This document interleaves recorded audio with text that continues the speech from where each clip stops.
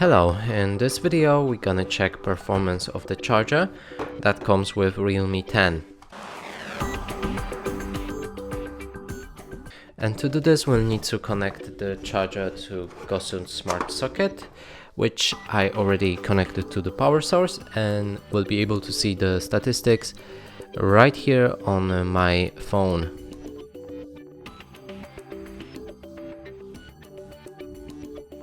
Now wait about 30 to 40 seconds till all of the statistics shown right here are stable.